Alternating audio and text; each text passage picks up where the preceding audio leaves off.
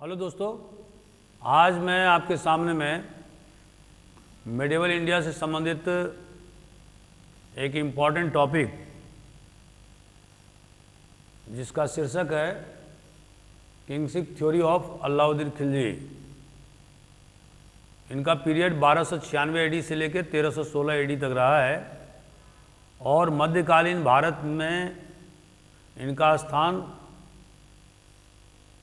बहुत ही महत्वपूर्ण सुल्तान के रूप में मशहूर है। और उसका कारण ये है कि उन्होंने अपने पीरियड में दिल्ली सल्तनत को बलवन के मृत्यु के बाद में एक अस्थायित्व प्रदान किया।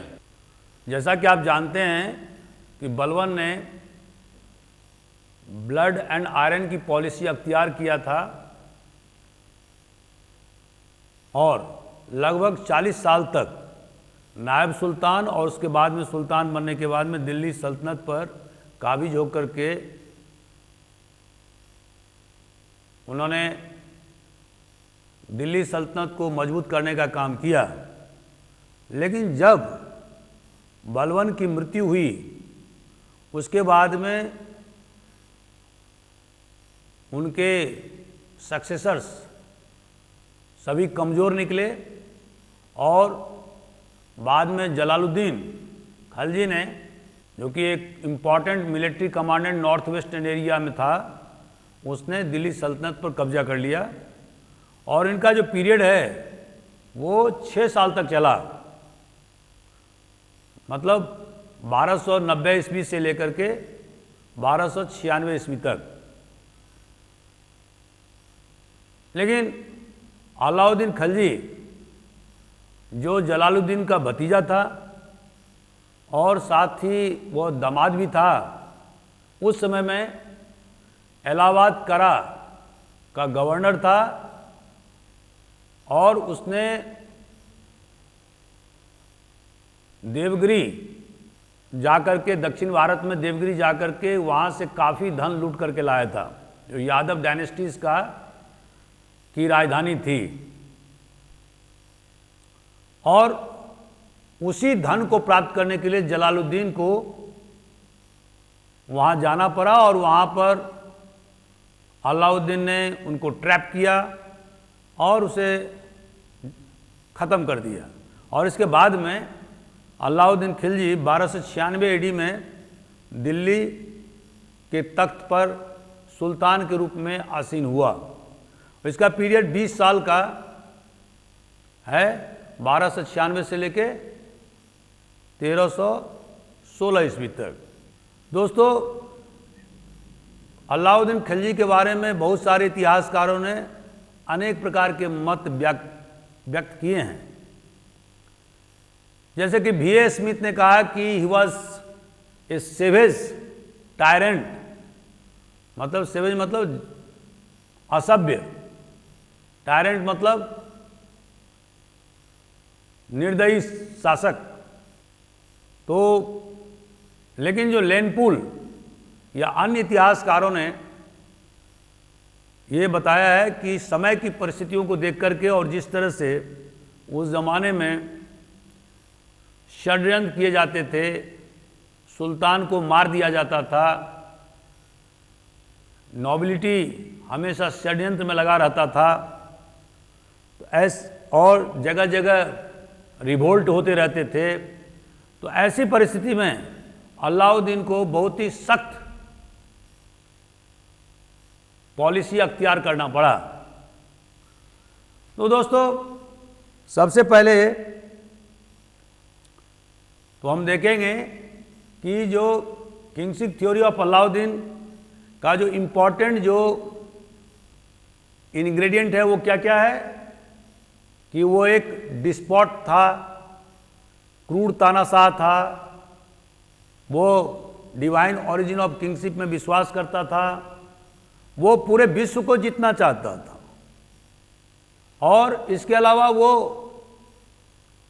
एक नया धर्म स्थापित करना चाहता था और इसके अतिरिक्त वो पूरे हिंदुस्तान का शासक बनना चाहता था और इसके लिए उसने अनेक प्रकार के विजय अभियान चलाए और इसके अलावा उसने विभिन्न प्रकार के रेगुलेशंस जारी किए ताकि जो सेना के कमांडर हैं या नोबिलिटी हैं या जो उच्च पद पर पदस्थ जो अधिकारी हैं उनके खिलाफ में कंस्पिरेसी नहीं कर सके।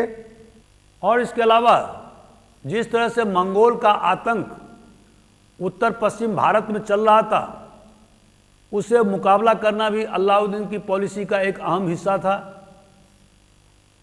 और इसके अतिरिक्त इतने बड़े पैमाने पर मिलिट्री रखने के कारण से उसे मार्केट पॉलिसी या मार्केट कंट्रोल की व्यवस्था करना पड़ा और इसके लिए उसे दोआब में, गंगा यमुना दोआब में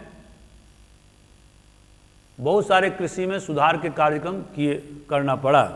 तो दोस्तों, अब मैं वन बाय वन इसके बारे में डिटेल में व्याख्या प्रस्तुत करूंगा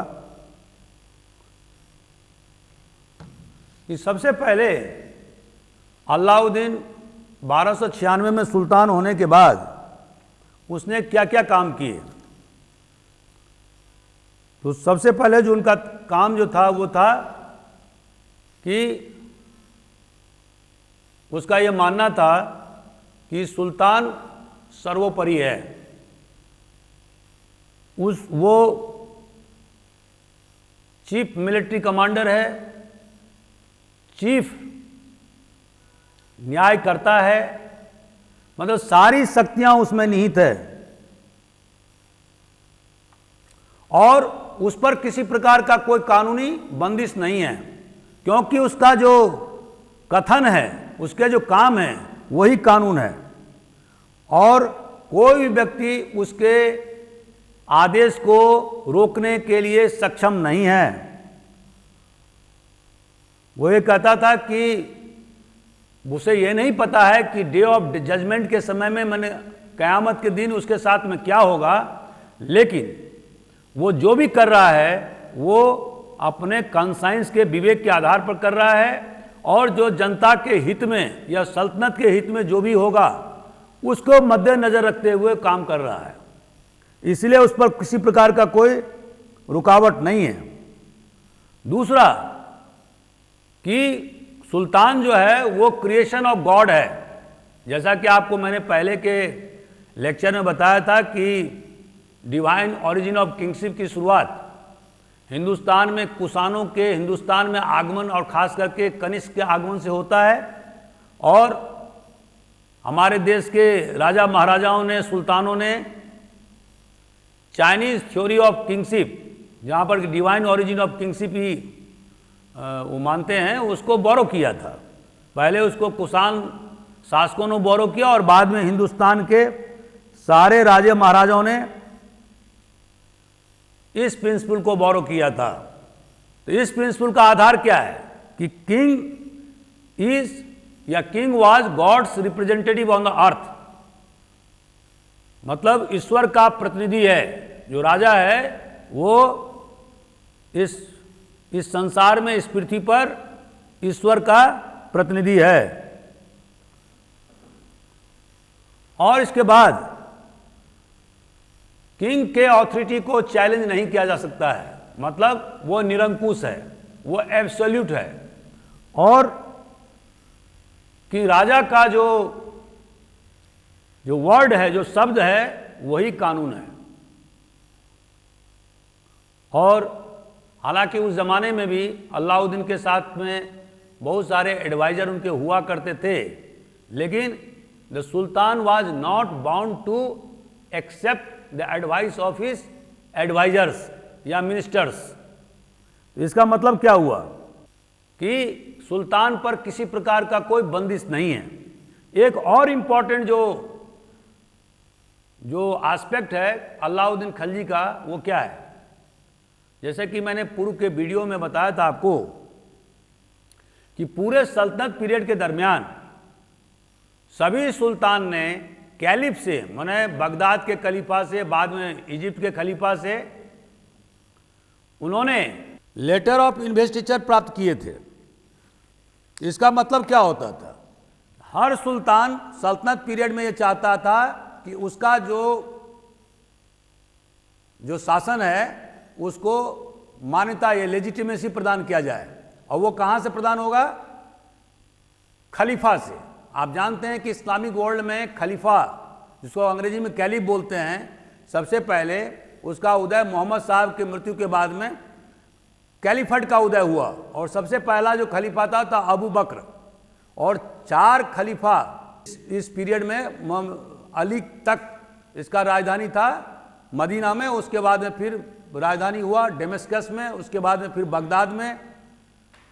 उमैयाद वंश के खलीफा ने अपनी राजधानी डेमस्कस, जो अभी सीरिया की राजधानी है, बाद में अब्बासिद कैलिफेट ने अपनी राजधानी बगदाद में रखा 750 से लेकर के 1258 एडी तक। और उसके बाद जब हलाकू खान ने, जो चंगेज खान का ग्रैंडसन था, उसको तहस नहस कर दिया और अंतिम खलीफा को कत्ल कर दिया, तो उसके बाद में कैलिफेट शिफ्ट हो गया कायरो में, इजिप्ट में। और बाद में उसके बाद के वर्षों में फिर कैलिफेट शिफ्ट कहाँ हुआ?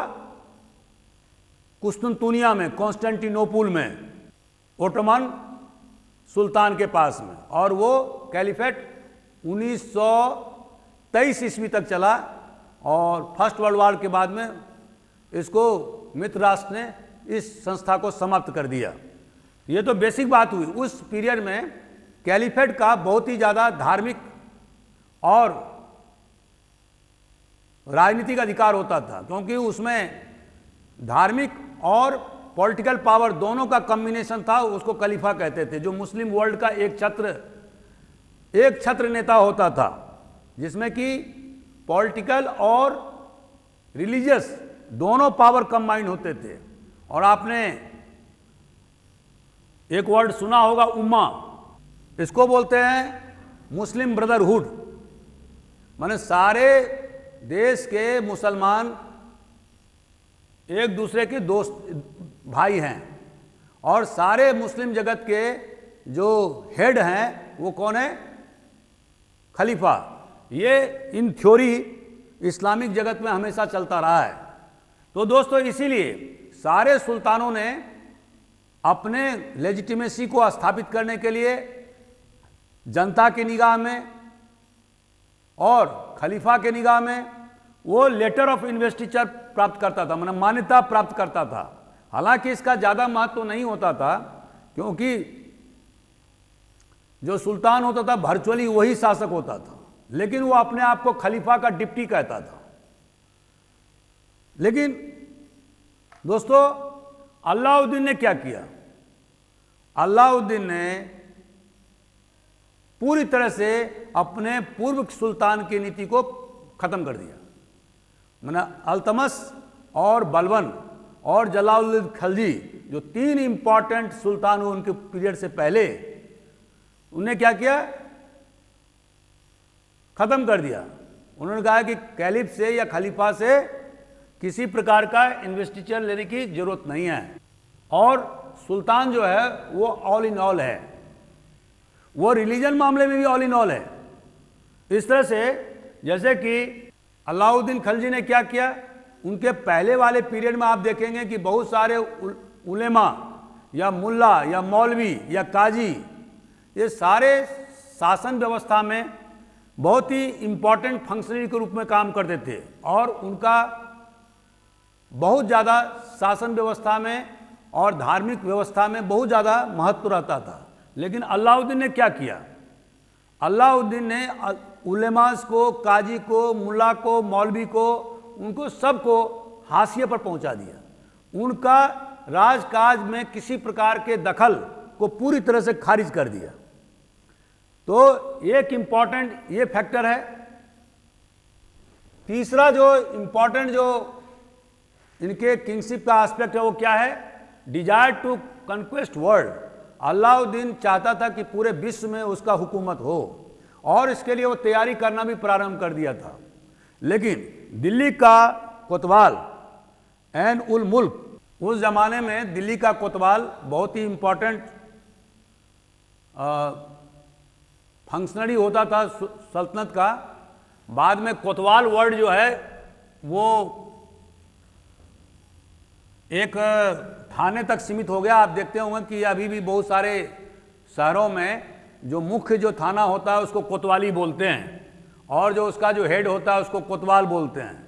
लेकिन दिल्ली सल्तनत के समय में कोतवाल का दर्जा क्या था? आज की तारीख के परिप्रेक्ष्य में अगर आप देखेंगे तो दिल्ली पुलिस कमिश्नर का दर्जा था। पूरे दिल्ली के पुलिस व्यवस्था का वो हेड होता था।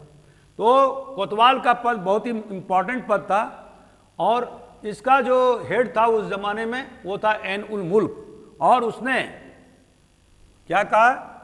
उन्हें अलाउद्दीन को समझाया कि पूरे देश को, पूरे विश्व को कब्जा करना आसान काम नहीं है। जब ट्रांसपोर्ट कम्युनिकेशन के साधन बहुत ही ज़्यादा कम हैं और उसके लिए बहुत ज़्यादा सेना की भी ज़रूरत है, तो किसी प्रकार से पूरे विश्व को कब्जा करना औचित्यपूर्ण नहीं होगा, उससे धन जन की हानि होगी। तो उसके बाद में उन्होंने ऐन उल मुल्क ने सुझाव दिया कि आप पूरे विश्व को जो कब्जा करना चाहते हो, इससे बेहतर है कि हिंदुस्तान में बहुत सारे ऐसे इलाके हैं जो कि अभी भी आपके छत्रछाया में नहीं हैं, तो पहले सबसे पहले आप उनको कब्जा करें। तो इसीलिए अलाउद्दीन ने पूरा फोकस अब कॉन्क्वेस्ट पर दिया। तो जैसा कि आप जानते हैं कि अलाउद्दीन ने अपने शासनकाल में सबसे पहले उन्होंने मालवा को कब्जा किया और इसको अपने अधीन में कर लिया। उसके बाद में राजस्थान, और राजस्थान में यहाँ पर दो स्टेट थे, एक रणथंभौर और दूसरा चित्तौड़। रणथंभौर में पृथ्वीराज चौहान के वंशज शासन कर रहे थे, और चित्तौड़ में सिसोदिया वंश के शासक शासन कर रहे थे, मतलब महाराणा प्रताप के वंशज। अब और इस समय में रतन सिंह यहाँ का शासक था, गोहिला वंश का शासक, जिसको कि सिसोदिया वंश भी कहा जाता है। और रणथंभौर में पृथ्वीराज चौहान के वंशज, इन दोनों को बारी बारी से उन्होंने हराया। उसके बाद में गुजरात, और इसके बाद आपको मैंने पूर्व के वीडियो में बताया था कि दक्षिण भारत में 4 इंपॉर्टेंट राज्य, जब लेटर चालुक्य का पतन हुआ और चोला डायनेस्टी का पतन हुआ, तो वहाँ पर 4 महत्वपूर्ण राज्य उत्पन्न हुए, माने पैदा हुए। और वो कौन कौन थे? काकातियाज, इनकी राजधानी थी वारंगल। दूसरा यादवाज, देवगिरी, वही देवगिरी है जो बाद में मोहम्मद तुगलक ने यहाँ पर सेकंड कैपिटल स्थापित किया था। तीसरा होयसालास, इसकी राजधानी थी द्वार समुद्र। और चौथा पांड्यास, इनकी राजधानी थी मदुरई। चोला पीरियड में पांड्यास उनके सामंत हो गए थे, लेकिन जब चोला वंश का डिक्लाइन हो गया, पतन हो गया 1275 एडी में, तो उसके बाद में पांड्यास ने उन सारे इलाकों को अपने कब्जे में कर लिया। तो इस तरह से हम क्या देखते हैं कि दक्षिण भारत में और डेक्कान में 4 महत्वपूर्ण राज्य स्थापित हुए। और अलाउद्दीन खिलजी के जो चीफ कमांडर था मलिक काफूर, जैसा कि आप जानते हैं कि अलाउद्दीन खिलजी के सुल्तान बनने से पहले उसने देवगिरी पर धावा बोला था जलालुद्दीन के परमिशन से, और बाद में वहाँ पर से आकुत संपत्ति धन लूट करके फिर कारामनकपुर मतलब इलाहाबाद पहुँचा था, जहाँ पर वो गवर्नर था। अब जब वो सुल्तान बना तो इसके बाद में 1 बाय 1 उसके जो सबसे ज़्यादा जो खासम खास थे वो था मलिक काफूर, जो एक इनुच था, इनुच, या जिसको आप ट्रांससेक्सुअल कर सकते हैं। काकतियास, यादवास, होयसालास और पांड्यास, इन सारों राज्यों पर उसने बारी बारी से अटैक किए हैं और इन राज्यों को तहस नहस कर दिया। तो इस तरह से हम क्या देखते हैं कि अलाउद्दीन ने पूरे भारत को अपने अधीन कर लिया था। कुछ डायरेक्टली एडमिनिस्टर्ड था और कुछ इनडायरेक्टली एडमिनिस्टर्ड था। तो ये उसका जबरदस्त इंपीरियलिस्टिक थ्योरी या पॉलिसी था, जिसको कि साम्राज्यवादी नीति कहते हैं। इसके बाद दोस्तों एक और इम्पॉर्टेंट जो एस्पेक्ट है अलाउद्दीन खिलजी का, खिलजी के किंगशिप का, राज्य व्यवस्था का, वो क्या है? वो था desire to found a new religion. एक नया धर्म स्थापित करना चाहता था। जिस तरह से इस्लाम है, हिंदू है, क्रिश्चियनिटी है, मतलब वो बहुत ज़्यादा एम्बिशियस सुल्तान था। हालांकि शुरुआती समय में वो इलिटरेट था, एक अशिक्षित, मतलब वो लिखना पढ़ना भी नहीं जानता था, लेकिन धीरे धीरे उसने लिखना पढ़ना सीख लिया था। तो वो एक नए धर्म की स्थापना करना चाहता था, लेकिन यहाँ भी उसका जो प्रिय दोस्त था एन उल मुल्क, जो दिल्ली का कोतवाल था, वो उसने उसे मना किया कि आप ऐसा काम ना करें, क्योंकि इस्लामिक वर्ल्ड में आपको हेरेटिक्स माने विधर्मी ये डिक्लेयर कर दिया जाएगा। और जैसा कि आप दोस्तों जानते हैं कि उस जमाने में धर्म की पकड़ समाज पर और शासन व्यवस्था पर बहुत ज़्यादा होता था। तो इसलिए फिर उन्होंने ये काम नहीं किया। अब एक सबसे ज़्यादा जो इम्पोर्टेंट जो एस्पेक्ट था अलाउद्दीन खिलजी के किंगशिप का, वो क्या था? जैसा कि आप जानते हैं अलाउद्दीन ने खुद ट्रिचरी करके, खुद धूर्तता करके अपने ससुर को और तत्कालीन सुल्तान जलालुद्दीन खिलजी का हत्या करके सल्तनत पाया था। तो उसको हमेशा डर लगा रहता था कि उसके खिलाफ लोग षड्यंत्र कर रहे हैं, और जिस तरह से उसने जलालुद्दीन खिलजी का कत्ल किया था, उसी तरह से उसका भी कत्ल हो सकता है। तो ऐसी परिस्थिति में उसने 3-4 रेगुलेशंस किए। वो क्या था?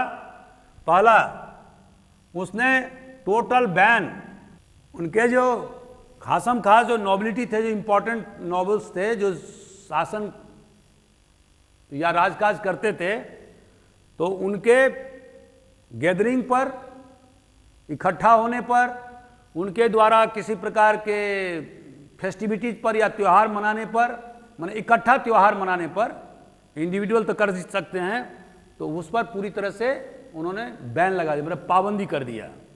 दूसरा, नोबल्स के गैदरिंग में किसी प्रकार का वाइन माने दारू सर्व नहीं किया जाएगा, no service of wine among. तीसरा, strong espionage system. Alauddin Khilji ने जासूसों का जाल बिछाया और उसका जो हेड, उसको एक विश्वस्त, अपना एक खास विश्वस्त आदमी को बनाया, ताकि प्रत्येक नोबल्स के बारे में जानकारी उसे प्राप्त होता रहे। और इसके अलावा जो नोबल्स या जमींदार, या उस जमाने में जमींदार को गांव देहातों में खोट्स कहते थे, खुत्स या मुकद्दम या चौधरी, ये 3 इंपॉर्टेंट नाम से जाने जाते थे। गांव देहातों इलाकों के जो जमींदार होते थे, लैंडेड जेंट्री, अब ये टैक्स वैक्स नहीं देते थे और किसानों से खूब टैक्स में पैसा वसूलते थे, लेकिन सल्तनत को टैक्स नहीं भरते थे, या बहुत ज़्यादा फंड का मिस एप्रोप्रिएशन करते थे। तो इसके कारण से इनके पास में आकूत संपत्ति जमा हो गई थी, और ये अच्छे अच्छे कपड़े पहनते थे, अच्छे अच्छे घोड़ों में सवार होकर घूमते थे, और एक दूसरे जमींदारों से आपस में लड़ते झगड़ते भी खूब थे। तो अलाउद्दीन खिलजी ने क्या किया कि जितने भी जो बड़े बड़े जो लैंडलॉर्ड्स थे, जो नोबल्स थे, जिनके पास में आकूत संपत्ति इकट्ठा हो गया था, उनके संपत्तियों को कॉन्फिस्केट करना चालू किया, मतलब उनकी प्रॉपर्टी को छीन लिया। तो इन सब मेथड्स के द्वारा अलाउद्दीन ने जो कंस्पिरेसी था, जो सल्तनत में हमेशा षड्यंत्र चलते रहते थे सुल्तान के खिलाफ में, उसको बहुत हद तक उसने कंट्रोल कर लिया, और इस तरह से सल्तनत पीरियड में उसके खास करके 1301 ईस्वी के बाद से अमन चैन कायम हो गया। एक और इम्पोर्टेंट जो उसका जो मेथड था, वो तो जितने भी आप जानते होंगे कि अलाउद्दीन खिलजी से पहले हिंदुस्तान के सल्तनत पर किसका राज था? गुलाम वंश का। ये गुलाम वंश के लोग कौन थे? टर्क्स थे। और खिलजी लोग कौन थे? अफगान थे, या टर्किश अफगान का मिक्सचर था। तो जब तक टर्कों का शासन रहा, किसी दूसरे को लोगों ने इंपॉर्टेंट पदों पर पहुंचने नहीं दिया, जैसे खिलजी या हिंदुस्तानी जो मुस्लिम हो गए थे उनको, या दूसरे जो अन्य मुस्लिम थे, जो नॉन टर्किश मुस्लिम थे, उनको ऊंचे ऊंचे पदों पर कभी पहुंचने नहीं दिया। अब जो अलाउद्दीन खिलजी जब सुल्तान बना तो उसने क्या किया? उसने 1 by 1 जो जितने भी ओल्ड गार्ड्स थे, जो टर्किश नॉबल्स थे, उसको या तो मरवा दिया, डायरेक्ट मरवा दिया, या कोल्ड ब्लडेड मर्डर करवा दिया।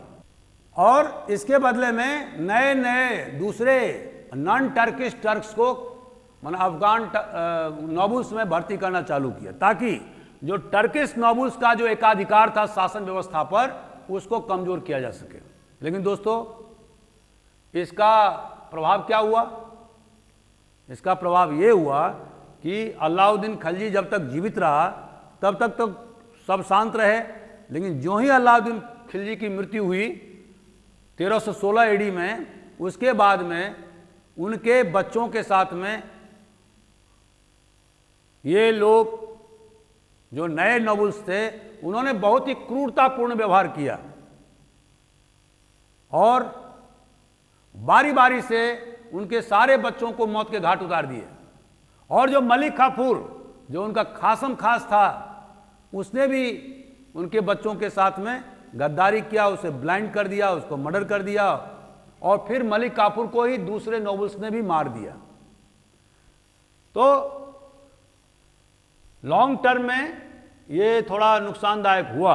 दोस्तों, एक इंपॉर्टेंट जो फैक्टर था अलाउद्दीन खिलजी का किंगशिप का, वो क्या था?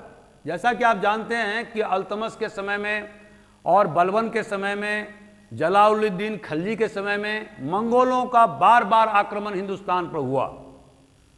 आप जानते हैं कि अल्तमश के पीरियड में चंगेज खान था, हालांकि उसने सिंधु नदी क्रॉस नहीं किया, लेकिन बाद के वर्षों में जो उसके जो सक्सेसर थे 1 by 1 हिंदुस्तान पर आक्रमण करते रहे। और जैसा कि आप जानते हैं कि बलबन का जो सबसे ज्येष्ठ पुत्र था मोहम्मद, और जो उसका वारिस था मोहम्मद, इसको मंगोलों ने मंगोलों के खिलाफ लड़ते लड़ते मारा गया था नॉर्थ वेस्टर्न फ्रंटियर में। बलबन ने वहां पर 3 राज्य स्थापित किया था नॉर्थ वेस्टर्न इलाके पश्चिमोत्तर प्रांत में, ताकि मंगोलों से मुकाबला किया जा सके। और तीनों राज्य का जो हेड बनाया था वो अपने ज्येष्ठ पुत्र और उत्तराधिकारी मोहम्मद को बनाया था। लेकिन वहां पर मिलिट्री की व्यवस्था की गई थी, गैरिसन बनाए गए थे, फोर्ट की व्यवस्था की गई थी, ताकि मंगोल एकाएक दिल्ली पर आक्रमण न कर सकें। और इसी मंगोल के साथ में युद्ध होने पर मोहम्मद मारा गया था। इसी तरह से हम जलालुद्दीन के समय में और अलाउद्दीन खिलजी के समय में भी देखते हैं, जहां पर कि अक्सर मंगोलों का आक्रमण दिल्ली सल्तनत पर होता रहता था। अब इस चीज से निपटने के लिए अलाउद्दीन खिलजी ने एक मजबूत आर्मी की स्थापना किया। अब दोस्तों 3,75,000, अगर आप बारनी का, जियाउद्दीन बारनी का अकाउंट्स को अगर माने तो उस समय में अलाउद्दीन खिलजी के जो फोर्स था उसकी तादाद कितनी थी? 3,75,000 हॉर्स, 3,75,000 हॉर्समैन, मैंने कैवेलरी, ये फोर्स थे अलाउद्दीन खिलजी के पास में। इन्होंने इतना बड़ा फोर्स खड़ा किया था। और इस कैवेलरी जो फोर्स थी, सेना, उसको वो कैश पे करते थे, कैश पे, ये एक नया प्रयोग था। पहले क्या होता था कि सेना का जो हेड होता था या जो कमांडर्स होते थे उन्हें लैंड दिए जाते थे या इक्ता दे दिया जाता था। अब अलाउद्दीन खिलजी ने क्या किया, उसने सेना के जवानों को, अधिकारियों को कैश पेमेंट देना चालू किया। Cash payment. अब जैसे कि मैंने राजपूत पीरियड में आपको बताया था कि वो लैंड ग्रांट्स देते थे अधिकारियों को भी पे सैलरी के बदले में। सेना जो है उनका सामंत इकट्ठा करता था, सामंत को के पास में सेना होता था और कुछ सेना राजशाह के पास भी होता था, और युद्ध जब होता था तो सामंत अपने फौज लेकर के राजा की मदद के लिए आता था। अब अलाउद्दीन खिलजी ने क्या किया, अलाउद्दीन खिलजी ने सेना का रिक्रूटमेंट किया। और इसमें एक बात और है, दाग और हुलिया।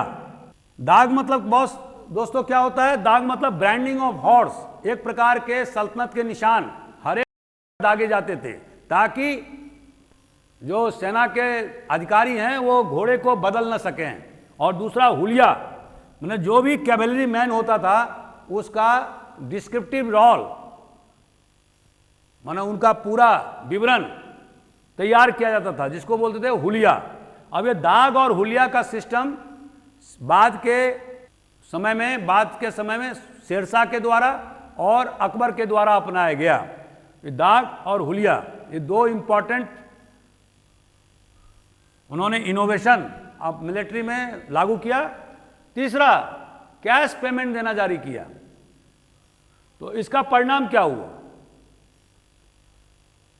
इसका परिणाम यह हुआ कि अब सारी सेना जो थी कि खास करके कैवेलरी, वो अलाउद्दीन के प्रति पूरी तरह से वफादार थी। अब यहां पर कोई फ्यूडल लॉर्ड का रोल समाप्त हो गया।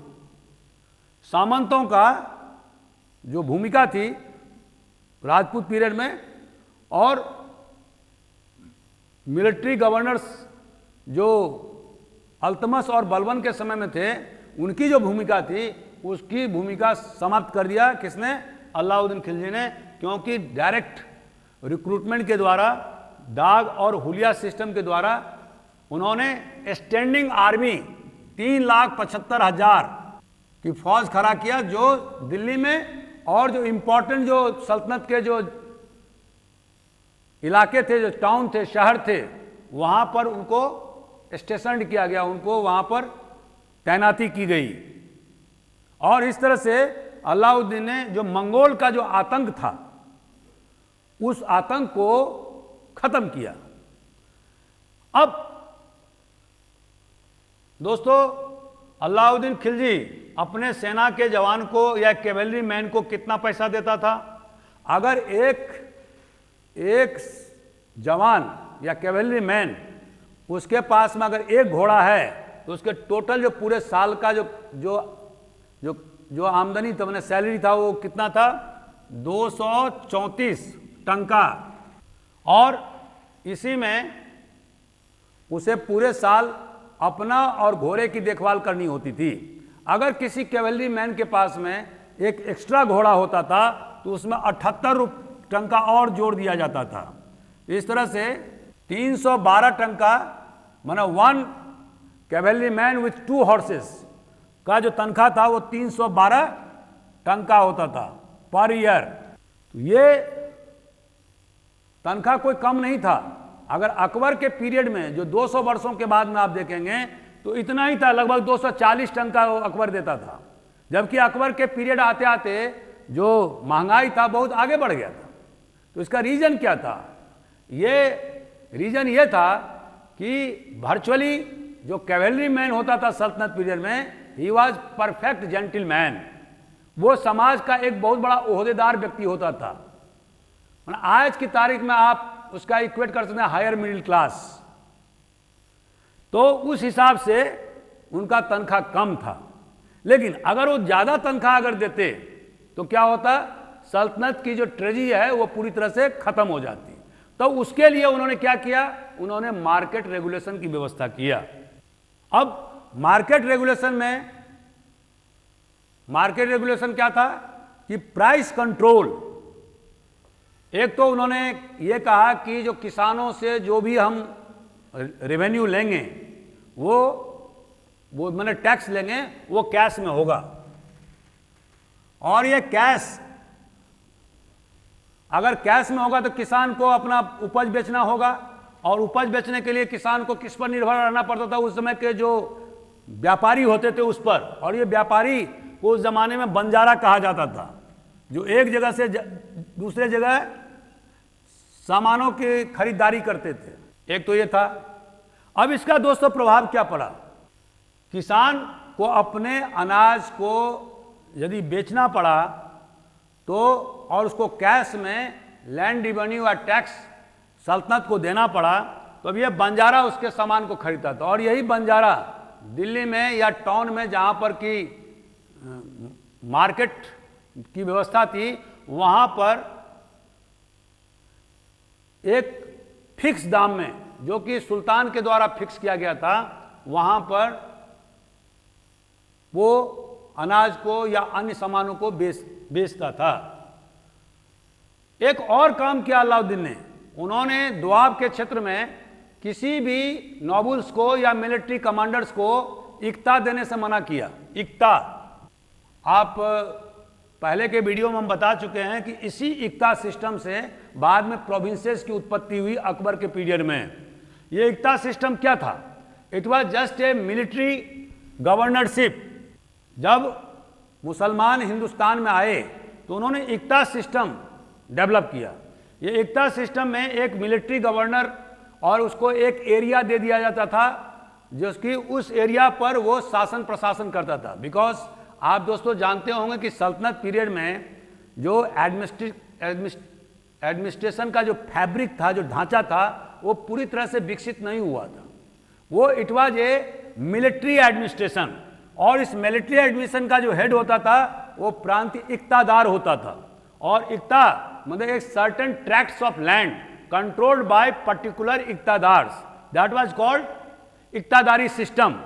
धीरे धीरे जो अभी प्रोविंसेज आप देख रहे हैं, जैसे यूपी, बिहार, उड़ीसा, मध्य प्रदेश या छत्तीसगढ़ या जो भी देख रहे हैं, वो बाद के समय में यही इक्ता धीरे धीरे डेवलप होते होते प्रोविंसेज में कन्वर्ट हुए हैं, जब एडमिनिस्ट्रेटिव स्ट्रक्चर बहुत ज़्यादा विस्तृत हो गया, एलिबरेट हो गया और रिफाइंड हो गया।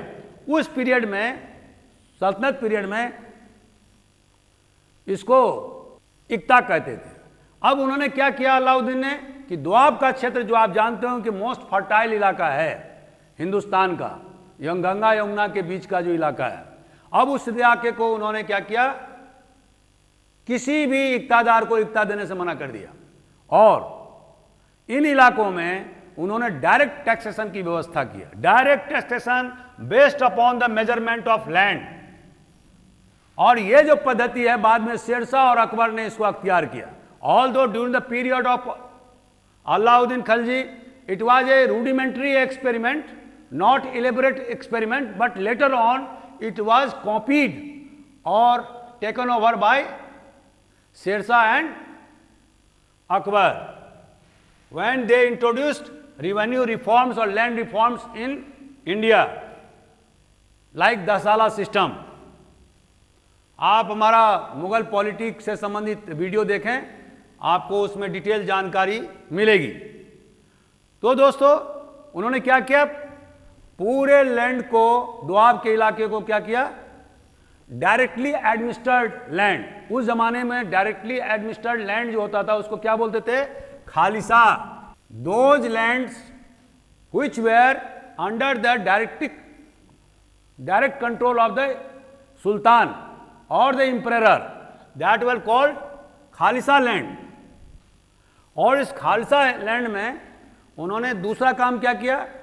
50% जो है ना लैंड रेवेन्यू फिक्स कर दिया। अब जैसा कि आप जानते हैं कि हिंदुस्तान में जब हिंदुओं का शासन था तो 1/6 भाग, मैक्सिमम 1/6 भाग से लेकर के 1/3 भाग सरकार लैंड रेवेन्यू वसूलती थी। लेकिन अभी क्या हो गया? अभी अलाउद्दीन खिलजी ने क्या किया? 50% of the produce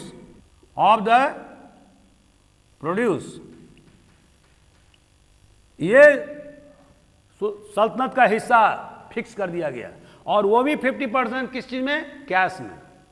तो कैश के करने से क्या हुआ कि आम जनता या किसान उसको मार्केट में सामान बेचने के लिए मजबूर होना पड़ा। अब दोस्तों इसका परिणाम क्या हुआ? पहले के ज़माने में जो मेजरमेंट जो लैंड टैक्स होता था अलाउद्दीन खिलजी के पहले, वो जो ओल्ड सिस्टम चलता था उस हिसाब से लैंड रेवेन्यू फिक्स किया जाता था। लेकिन अलाउद्दीन ने क्या किया, दोआब के क्षेत्रों में और आसपास के इलाकों में उन्होंने मेजरमेंट सिस्टम करवाया, नाप करवाया, और ये देखा कि कौन जमीन का क्या गुणवत्ता है, और उसके हिसाब से उन्होंने मैक्सिमम 50% लैंड रेवेन्यू, मतलब जैसे जहां बैरन लैंड होगा वहां तो 50% नहीं चल सकता है, तो लेकिन जो दो मोस्ट प्रोडक्टिव जो एरिया था तो वहां पर जो सल्तनत का जो शेयर ऑफ टैक्स था उसको बढ़ा करके 50% कर दिया गया। अब जो फैलो लैंड होगा उसमें तो 50% हो ही नहीं सकता है, यह चीज ध्यान रखने की चीज है। लेकिन कहने का आशय यह है कि उन्होंने लैंड को मेजर करवाया, केवल अनुमान के आधार पर उन्होंने लैंड टैक्स फिक्स नहीं किया। बाद के वर्षों में शेरशाह और अकबर के समय में इसी मेजरमेंट पद्धति को और बृहद पैमाने पर विकसित किया गया। तो ये अलाउद्दीन खिलजी का एक महत्वपूर्ण कंट्रीब्यूशन है लैंड रेवेन्यू एडमिनिस्ट्रेशन के इवोल्यूशन के भारत में इवोल्यूशन के संदर्भ में। अब दोस्तों जो मार्केट सिस्टम था, अब वो मार्केट सिस्टम उन्होंने 3 प्रकार के मार्केट की स्थापना किया और उसको सीधा रख दिया। प्रत्येक मार्केट का जो हेड होता था उसको बोलते थे साहना। जो हेड होता था, मार्केट में किसी प्रकार की गड़बड़ी नहीं हो, किसी प्रकार की धोखेबाजी नहीं हो, वेट्स एंड मेजर्स में नाप तोल में किसी प्रकार की गड़बड़ी नहीं हो, लोग व्यापारी कम नापे नहीं, जनता को अंडरवेट का सामना नहीं करना पड़े, तो उसके लिए उन्होंने 3 प्रकार के स्पाइनेज सिस्टम, मतलब जासूस व्यवस्था लागू किया। वो क्या था?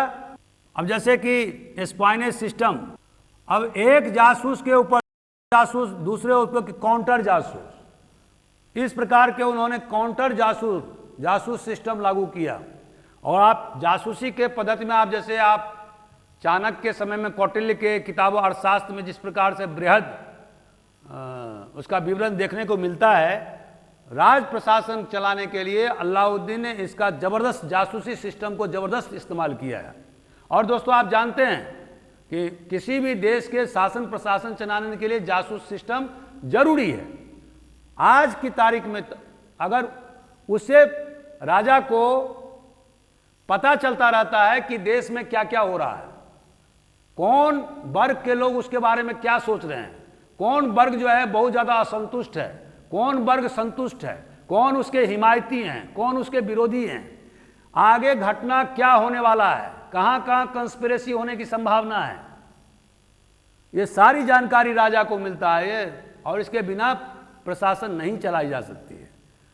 अभी आज की तारीख में भी अगर आप देखेंगे तो हिंदुस्तान में जो आईबी है, आईबी इसको क्या बोलते हैं? इंटेलिजेंस ब्यूरो, और विदेश मामलों में इसको बोलते हैं RAW Rao, research and analysis wing. अब विदेश मामले में जो जासूसी करके जो जानकारी जुटाते हैं उसके एजेंसी का नाम क्या है? राव। और जो हिंदुस्तान में जो जासूसी करके इंटेलिजेंस गैदरिंग करके सारी जानकारी प्राप्त करके प्रधानमंत्री को देते हैं उसको बोलते हैं इंटेलिजेंस ब्यूरो आईबी। और आईबी का जो डायरेक्टर सबसे ट्रस्टेड आदमी को बनाया जाता है।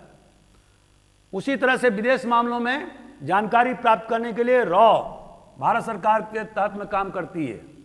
उसी तरह से आपने देखा होगा कि हर देश का अपनी जासूसी संस्था है। आपको इजराइल के बारे में उनके जो जासूसी संस्था मोसाद उसके बारे में मालूम ही होगा। KGB जो रूस का था उसके बारे में मालूम होगा।